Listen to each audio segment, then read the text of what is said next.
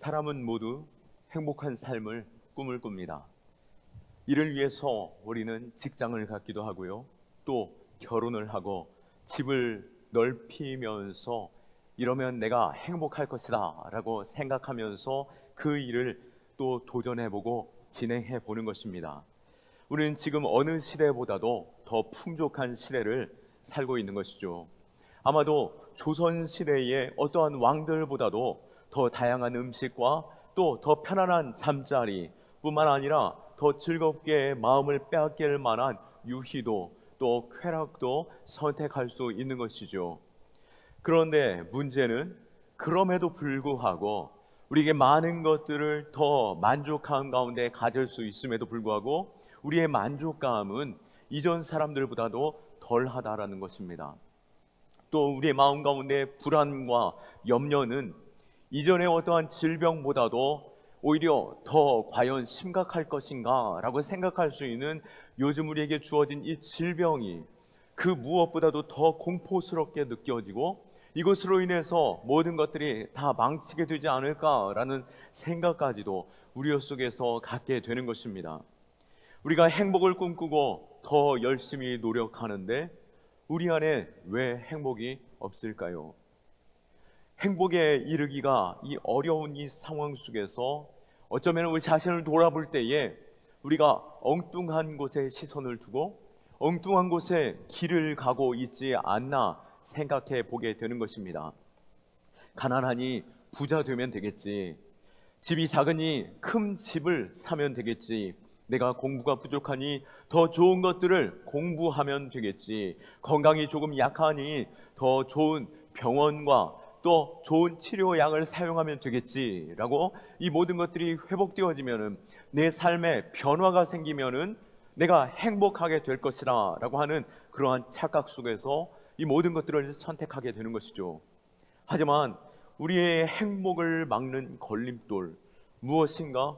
내가 많은 것들을 가져보아도 또 그런 것들을 함께 즐겨보아도 그것으로 행복하지 못한다라고 할 때에 이 무엇인가 내 마음을 가로막고 또 채우지 못하는 것들이 있는 그 걸림돌이 내 삶에 있다라는 것을 느끼게 되는 것입니다.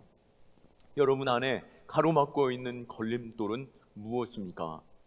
성경은 분명히 이것을 말할 때에 그것이 죄다라고 말하고 있습니다. 로마서 3장 23절 말씀에 모든 사람이 죄를 범하였음에 하나님의 영광에 이르지 못하더니 라고 말합니다. 하나님께서는 우리의 아빠 아버지 되시고 좋은 것으로 우리에게 주시기를 원하시고 우리가 행복하기를 간절히 바라는 가운데 우리를 부르셨는데 우리는 그 하나님께로 더 나아가지 못하고 또 하나님과의 그 관계가 단절됨으로 인하여 참된 행복을 누리지 못하는 것, 그것이 바로 죄 때문이다 라고 성경 말하고 있죠. 우리는 이 죄의 문제를 해결해야만이 하나님과의 깊은 친밀감과 행복을 누릴 수 있게 되는 것입니다.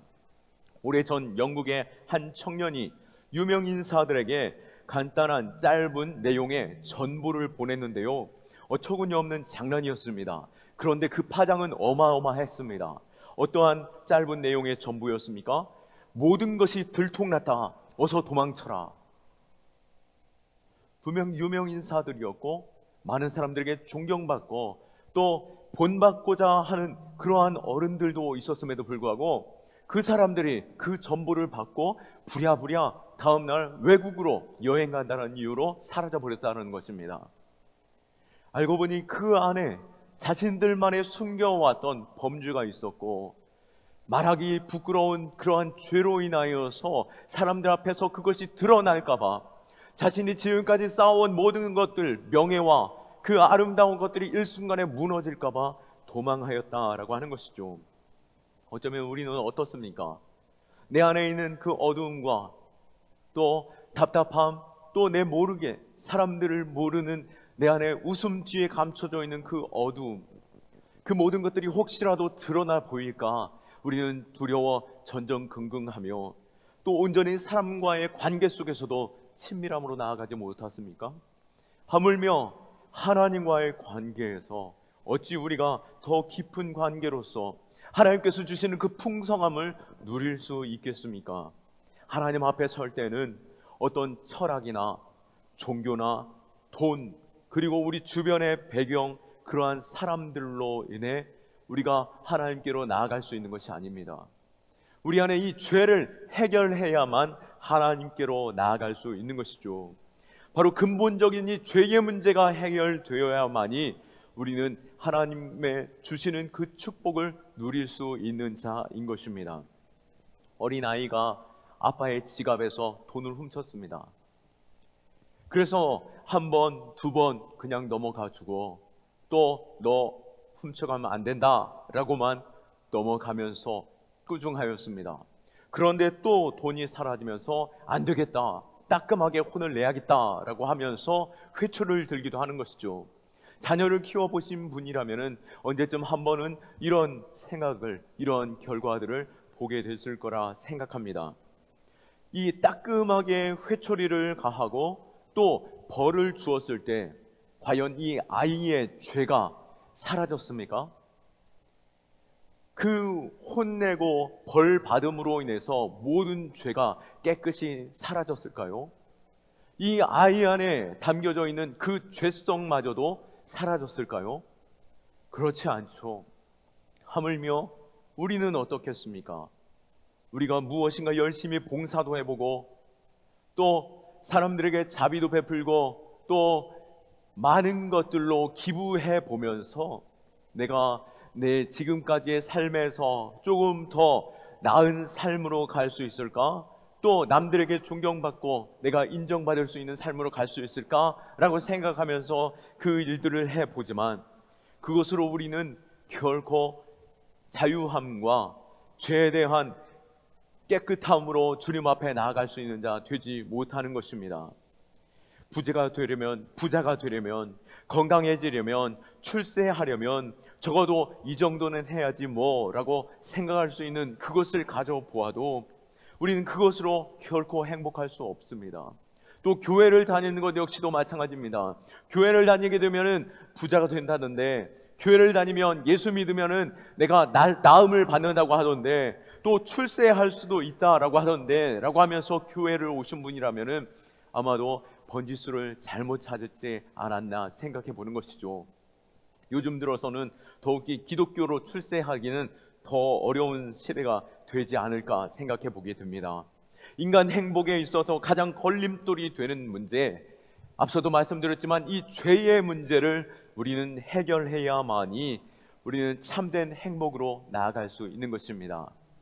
이 길을 주님께서 우리는 스스로 해결할 수 없는 이 상황에 놓여 있는 줄 아시며 하나님께서 직접 친히 우리의 모든 죄의 문제를 해결하시기를 선택하셨고 그 일을 위하여 예수 그리스도를 이 땅에 보내신 줄로 믿으시기 바랍니다.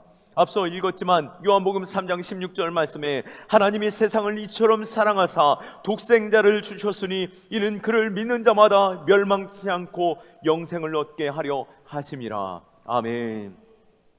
우리를 너무나도 사랑하시는 가운데 아무리 우리가 헤엄을 쳐보아도 그 묻혀서 그 뻔에서 빠져나올 수 없는 상황에 놓여있는 그것을 아시기에 주님께서 친히 그 더럽고 추한 장소로 들어오셔서 우리를 끌어내 주신 이 상황이 바로 독생자 예수 그리스도께서 이 땅에 오셨고 우리를 위하여 대신 십자가에 못 박혀 죽으심으로 우리의 죄를 해결하셨음을 믿으시기 바랍니다.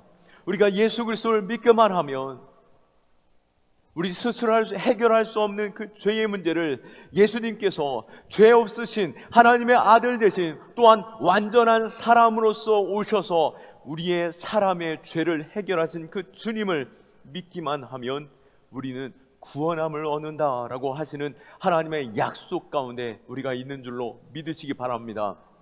그러기에 오늘 이 시간 우리는 무엇보다도 예수 그리스도를 내 마음 가운데 초청하고 내가 이제는 예수 그리스도 그 한 분만으로 만족하는 삶을 살고자 합니다 라고 고백할 수 있는 귀한 시간 될 수 있기를 원합니다. 꼭 예수님을 만나고 돌아갈 수 있기를 바랍니다. 예수님, 예수님은 어떤 분이십니까? 예수님을 만나면 먼저 마음의 평화가 찾아옵니다. 사람이 아무리 잘 살아도 마음이 편하지 않으면 그곳은 지옥과 같은 것입니다.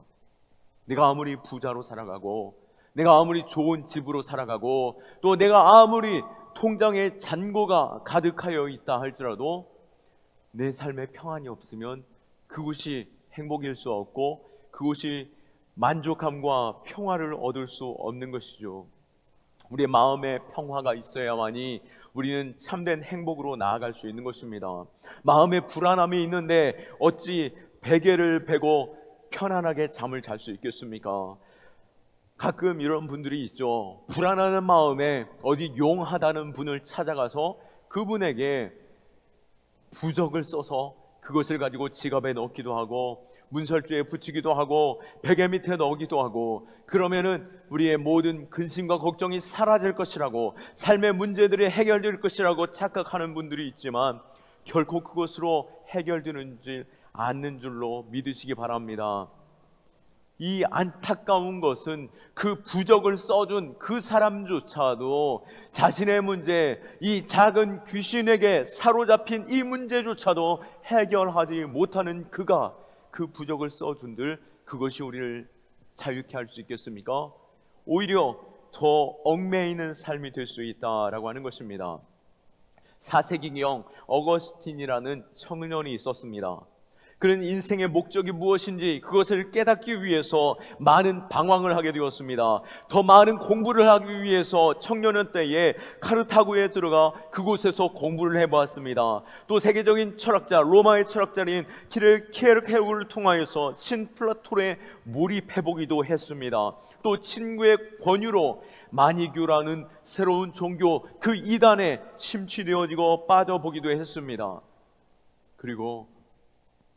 그럼에도 그곳에서 만족함을 얻지 못하는 그때 자신과 가장 절친한 친구 관계에 있던 친구가 죽음으로 자신의 인생이 사라져버리는 것을 보면서 내 인생조차 너무나도 허무한 인생임을 깨닫게 되었고, 또 더 방황하면서 자신의 지금 이 방황하고 있는 모습에 회의감을 느껴서 이제 어찌할꼬 낙심하고 자신의 생명을 더 부지하는 것조차, 연장하는 것조차 의미 없다라고 생각되어지는 그때쯤 하나님께서 그에게 찾아오신 것이죠. 지금껏 책상 위에 있던 그 조그마한 책자가 있었음에도 불구하고 보이지 않았던 책자가 눈에 보이게 되었고, 그 책자를 손에 들고 먼지를 털어 펼쳐 보았을 때 바로 로마서, 우리의 신약 성경 로마서의 말씀이 펼쳐지게 되었고, 말씀을 읽는 가운데 하나님이 나를 얼마나 사랑하시고 나를 향한 얼마나 놀라운 계획을 가지고 계시고 또 나를 통하여서 하나님께서 복 주시기를 원하시는지 그 의미를 깨달아 알므로 인하여서 온 땅을 창조하시고 또 우리를 구원하시고 생명으로 인도하시는 그 하나님의 참된 평강이 그 마음 가운데 찾아오게 되었던 것입니다. 우리 역시 오늘 예수 그리스도 만나기를 원하고, 무엇보다도 하나님께서 우리를 향한 그 사랑과 인생의 계획과 그 목적의 그 자리에 설 수 있기를 축원합니다. 우리의 모습에 참된 평안이 있습니까? 이 세상 어디로 간들 우리에게 만족함을 줄 수 있습니까? 우리는 천하보다 귀한 존재로 만드셨기에 그 모든 것들로 내 가슴을 채워본들 그거로 만족할 수 없는 존재인 것이죠. 그러기에 우리는 하나님으로 우리의 마음이 채워져야 하는 것이고, 예수 그리스도를 바라보고 예수님께서 인도하시는 그 길로 나아가야만이 참된 평강을 누릴 수 있는 것입니다. 마태복음 11장 28절 말씀에 수고하고 무거운 짐진 자들아 다 내게로 오라 내가 너희를 쉬게 하리라 말씀하십니다. 우리 안에 수고와 무거운 짐이 있습니까? 예수님께 다 맡겨드리기를 원합니다. 우리 손을 한번 꺼내 보시겠습니까? 마치 밥그릇처럼 앞에 두시고 여기에 지금 내 안에 있는 근심과 걱정과 두려움과 낙심과 좌절과 숨겨둔 죄와 또 노후의 그 빈곤까지도 모든 걱정을 다 담아 보십시오. 그리고 자, 예수님 받으세요. 던져주세요. 예수님 받으세요. 그렇죠. 예수님께서 우리의 모든 근심과 걱정과 두려움과 실패와 낙심, 그 모든 것들을 해결하시려 우리를 자유케 하시고 영원하신 하나님의 나라의 참된 복으로 이끄시기 위해 이 땅 가운데 오셨고, 우리에게 예수 그리스도의 이름으로 기도할 때에 이 모든 것 가운데 자유케 하시고 참된 형통을 누리게 하시는 줄로 믿으시기 바랍니다. 또한 예수님을 만나면 일이 잘 되는 복이 있습니다. 주님께서 이 땅에 오신 것은 양으로 생명을 얻게 하고 더 풍성히 얻게 하시려 오셨다라고 말씀하신 것처럼, 예수님께서는 우리 마음 가운데 평강을 주실 뿐만 아니라 우리의 삶의 모든 것 풍요와 넉넉함으로 이끄시는 분이신 줄로 믿으시기 바랍니다. 무엇보다도 내 사랑하는 아버지께서 내가 무엇을 먹는지, 무엇을 마시는지, 무엇을 입는지 관심을 가지시고 좋은 것 주시는 분이십니다. 그러기에 우리는 주님을 신뢰하며 내 삶에 만족하고 내게 주신 그 모든 것들이 내게 있어서 가장 좋은 것임을 신뢰하며 그 길로 믿음으로 나아갈 수 있기를 원하고, 또 간절히 구하는 가운데 주님께서 주시는 그 참된 행복과 그 풍성함을 누릴 수 있기를 축원합니다. 어떤 분은 정말 열심히 살아왔는데 정말 밤낮 수고하고 애쓰면서 자신의 삶의 영역을 넓혀가고 지경을 넓히고 또 삶의 많은 것들의 풍족함을 기대하며 수고하였는데 어느 날 갑자기 큰 육신의 질병이 찾아오거나 또 이제는 성공의 자리에 올라서는구나 라고 생각하는 그 순간 갑자기 나락으로 떨어져 버리는 상황의 변화와 또 알게 모르게 찾아왔던 내 인생의 갑작스러운 절망이 찾아옴으로 인하여서 왜 내게 이러한 고난이 다가올까라고 근심하는 분들이 있다라고 하는 것이죠. 분명히 수고하고 애를 쓰면 정말 노력하면 잘 될 것으로 생각했지만 아무리 수고하고 노력해 보아도 절망의 나락으로 떨어져 버리고 또 내가 만족하는 것에 있어서 잠깐 빠져나온 그 순간 술에 중독되어지고 도박과 정욕과 인생을 탕진해버리는 그 사로잡힌 그 매임에 붙잡혀버리는 인생이 되어버리는 그러한 신세를 망치는 사람들을 간혹 보게 된다라고 하는 것입니다. 이 이유가 무엇일까요? 성경은 불행을 주는 자가 있다라고 말합니다. 우리를 속이는 자가 있게 하고 매어 넘어지게 하는 자가 있다라고 하고 있죠. 그것은 바로 사단 마귀이며 또 우리를 사로잡는 악한 권세다라고 말하고 있습니다.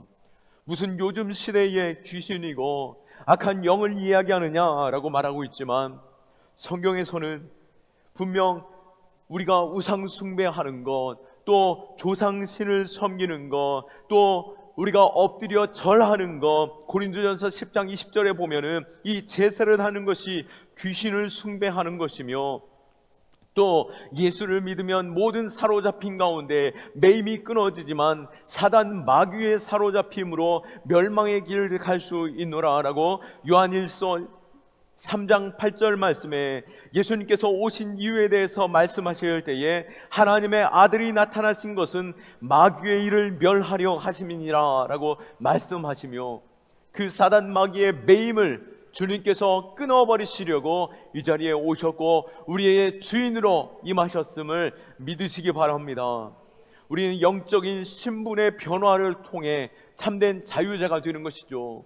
사단 마귀로 인하여서 우리는 매임받은 자, 공중권세에 잡힌 자로서 우리는 절망하는 자였지만 우리가 예수를 믿음으로 예수님께서 내 마음의 주인이 되시고 내 삶의 주인 되시고 내 인생의 목자 되심으로 인하여 우리는 참된 자유를 얻게 되는 것입니다.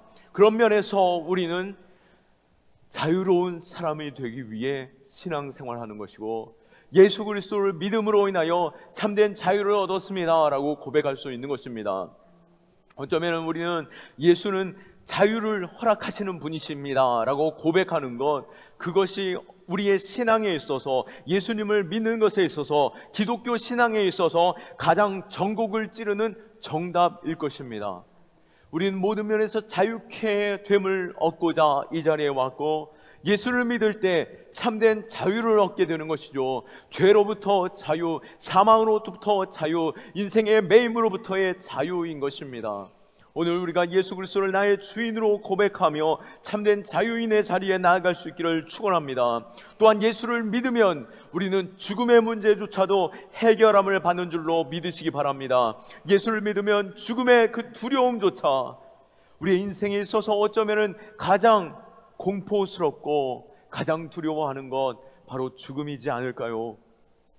죽음 앞에 서는 우리는 마치 코브라 앞에 움크리고 있는 생쥐와 같은 모습이지 않을까요? 비참하게 끝나버리는 인생인 것처럼 생각되어질 수 있지만, 우리가 예수 그리스도를 믿을 때에 사망 권세 이기시고 부활의 주님이 우리의 주님 되시고 우리의 모든 생명에서 자유케 하시고 영원한 부활과 영원한 하나님의 나라의 축복을 누리게 하시는 줄로 믿으시기 바랍니다. 요한복음 5장 24절 말씀에 내가 진실로 진실로 너희에게 이르노니 나를 믿고 또 나를 보내신 이를 믿는 자는 영생을 얻었고 심판에 이르지 아니하나니 사망에서 생명으로 옮겼느니라. 아멘. 이제 우리가 예수 그리스도를 믿음으로 심판의 자리, 사망의 자리, 멸망의 자리가 아니라 영생의 자리, 영원히 사는 생명을 얻는 자리에 서게 됐음을 믿으시기 바랍니다. 고린도후서 5장에 볼 때에 육신의 집 그 장막은 무너지면 우리는 어찌할 수 없는 상황처럼 놓여지게 되겠지만, 우리가 손으로 짓지 아니한, 우리가 예수 그리스도를 믿을 때에 손으로 짓지 아니한 영원한 집에서 영원토록 살게 되실 것을 약속하고 계시는 것입니다. 우리는 이와 같이 죽음의 문제 참된 해결함을 받기를 원합니다. 한양대 의과대학의 교수님이 이전에 매우 특별한 연구를 하셨습니다. 그것은 바로 죽은 사람들의 얼굴 표정을 관찰하고 또 그 관찰된 그 표정을 가지고 그가 어떠한 삶을 살아왔고 어떠한 배경에 있고 또 어떠한 상황 속에서 이러한 표정이 나왔을까를 연관지어 생각해 보는 것이죠. 어떤 사람은 아주 평안하게 잠을 들었는데 어떤 사람은 얼굴이 아주 이그러지고 까맣게 변화지고 공포에 질린 듯 죽은 사람들을 보게 되었다는 것입니다. 그들을 살펴볼 때에 학력의 문제, 재산의 문제, 부부간의 행복의 문제, 자녀들의 삶의 문제, 그 모든 것들을 보아도 제대로 그게 분별되어지지 않는, 그것이 나뉘어지지 않는 것에 있어서 상관관계가 밝혀지지 않으므로 종잡을 수 없음을 깨달았습니다.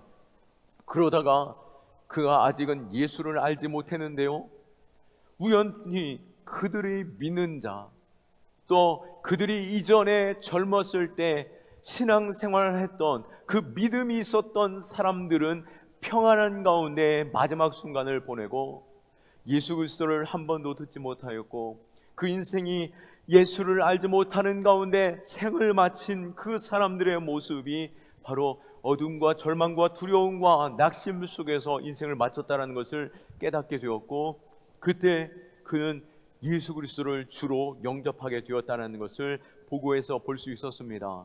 우리 역시도 이와 같은 결단이 있기를 원합니다. 우리의 인생의 답이 어디에 있습니까? 오직 예수 그리스도를 만날 때 우리의 인생의 답이 있는 줄로 믿으시기 바라고, 평강이 있는 줄로 믿으시기 바라고, 생명이 있는 줄로 믿으시기 바랍니다. 우리 예수님께서는 너무나도 인격적이시죠. 그래서 우리가 사람들을 초청할 때 강권하여 이끌기도 하지만 정말 끊임없이 기도하며 한 영혼이라도 주님께로 나올 수 있기를 간절히 바라는 마음으로 기대하며 초청합니다.